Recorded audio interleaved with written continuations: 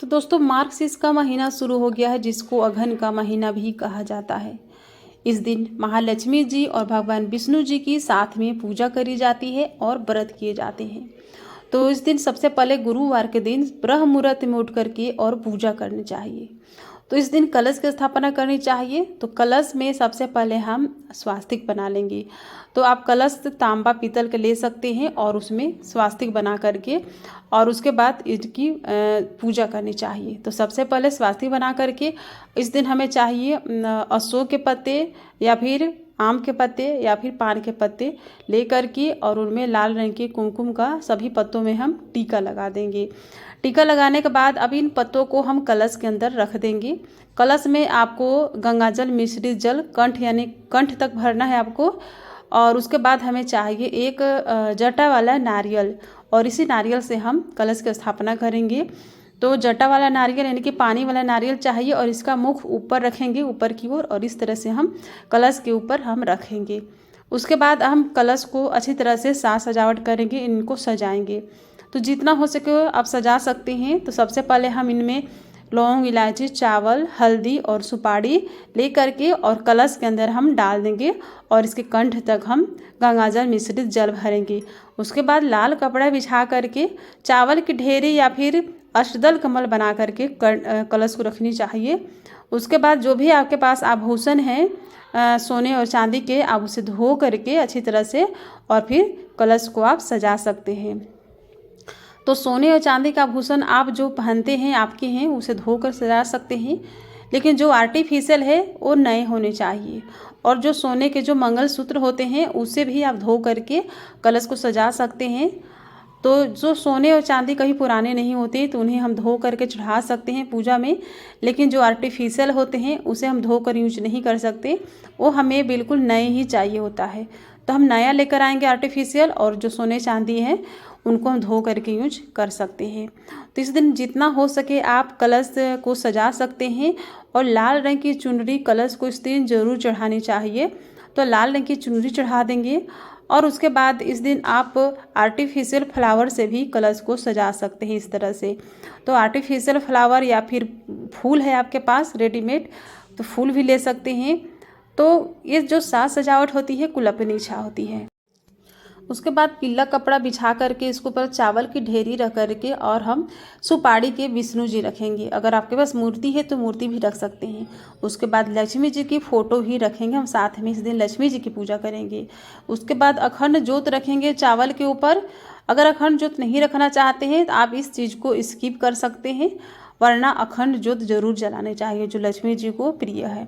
उसके बाद हम ज्योत जला लेंगे यानी कि दिए जला लेंगे। उसके बाद जल के छींटे लगाएंगे। तो सभी के ऊपर हम जल के छींटे लगा लेंगे, इस तरह से शुद्धिकरण करेंगे। उसके बाद वस्त्र रूपी हम लक्ष्मी जी को वस्त्र रूपी इस तरह से कलावा दे देंगे। और साथ में गणेश जी की पूजा हो रही है। उसके बाद विष्णु जी को हम वस्त्र रूपी कलावा तो है ही पहले से, जनेऊ दे देंगे। उसके बाद हम कलश में भी हम इस तरह से वस्त्र रूपी कलावा दे देंगे, वैसे चुन्नी है कलश में। उसके बाद हम सभी को अब हम लाल रंग के कुमकुम से टीका लगा देंगे। लक्ष्मी जी को, गणेश जी को, सरस्वती माता फोटो में हैं तो उनको भी हम लगा देंगे, साथ में कलश में भी लगा देंगे। कलश में वैसे पहले से लगे हैं और हम नारियल के भी ऊपर लगा देंगे। उसके बाद सभी को हल्दी लगा देंगे। तो हल्दी कुमकुम सभी को टीका लगा देंगे। उसके बाद जो विष्णु जी हैं इनको भी लगाएंगे और हम चावल चढ़ा देंगे इस तरह से। तो सभी को हम चावल चढ़ाएंगे, चावल जरूर चढ़ानी चाहिए। तो लक्ष्मी जी को अति प्रिय होती है। और दिया में भी चावल चढ़ा देंगे इस तरह से। चावल चढ़ाने के बाद अब हम फूल चढ़ाएंगे। तो इस तरह से आप लाल रंग के फूल चढ़ा सकते हैं। अगर लाल नहीं है तो पीला चढ़ा सकते हैं, और लाल मिल जाते हैं तो आप इस तरह से लाल रंग के फूल चढ़ा सकते हैं। उसके बाद फूलों की माला भी चढ़ा सकते हैं। उसके बाद हम माता लक्ष्मी जी को श्रृंगार का सामान 16 श्रृंगार इस तरह से चढ़ा सकते हैं। तो कुल अपनी इच्छा होती है, आपको जितना समर्थ हो उसके हिसाब से श्रृंगार का सामान चढ़ाने चाहिए। श्रृंगार के सामान चढ़ाने के बाद अब हम इस दिन माता लक्ष्मी जी को भोग लगाने चाहिए। तो भोग में माता लक्ष्मी जी को खीर प्रिय होती है तो खीर बनाने चाहिए घर में और खीर का भोग लगाने चाहिए। ड्राई फ्रूट्स, पंचमेवा इस तरह से इन चीज़ों का भोग लगानी चाहिए, मिठाई का भोग लगानी चाहिए। इस तरह से लक्ष्मी जी को हम दिखा करके और भोग को हम रख देंगे। खीर है तो खीर को भी लक्ष्मी जी को इस तरह से दिखा करके हम खीर रख देंगे इस तरह से। और उसके बाद फल है तो फल का भी भोग लगा सकते हैं। और इस तरह से हम 3 बार जल घुमा करके और हम जल भी रख देंगे। इस दिन पान का पत्ता और इस पान के पत्ते के ऊपर लौंग इलायची रख करके जरूर भोग लगानी चाहिए। और उसके बाद लास्ट में आरती करनी चाहिए। तो कुछ लोग आरती लक्ष्मी जी की नहीं करते हैं, मगर मेरा मानना है कि लक्ष्मी जी की आरती ज़रूर करनी चाहिए। इस तरह से आप लक्ष्मी जी की आरती कर सकते हैं। तो दोनों हाथों से पकड़ करके और इस तरह से आरती करनी चाहिए। तो दोस्तों ये डेमो वीडियो थी आपके नॉलेज के लिए। पान के पत्ता मैंने नहीं चढ़ाया है। पान के पत्ते के ऊपर लौंग इलायची सुपारी बतासा रख करके इस दिन आप ज़रूर चढ़ाइएगा। तो दोस्तों इस तरह से पूजा करनी चाहिए। ये पूजा अगहन मास यानी कि जिसको मार्गशीर्ष का महीना कहा जाता है, तो इसमें जितने भी गुरुवार आते हैं उन गुरुवार के दिन आपको इस तरह से पूजा करनी है। और पूजा करने के बाद आपको दूसरे दिन चौकी को उठाना है आपको। तो चौकी कैसे उठानी है इसकी वीडियो मैं अपने चैनल पर डाल दूंगी, आप देख सकते हैं वहाँ जाकर। और इस तरह से आपको पूजा करके फिर व्रत करनी होती है। अगर आप व्रत नहीं भी करते हैं तो पूजा हमें इस दिन ज़रूर करनी चाहिए।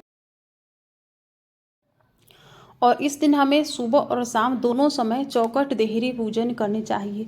वैसे तो चौखट देहरी पूजन हमें प्रतिदिन करनी चाहिए लक्ष्मी जी की प्रसन्नता के लिए, लेकिन प्रतिदिन नहीं करते हैं तो अघन मास के महीने में गुरुवार के दिन सुबह या शाम, अगर सुबह भी नहीं कर पाती हैं तो शाम के समय में आपको अपने चौखट देहरी पूजन जरूर करनी चाहिए लक्ष्मी जी के चरण बना करके।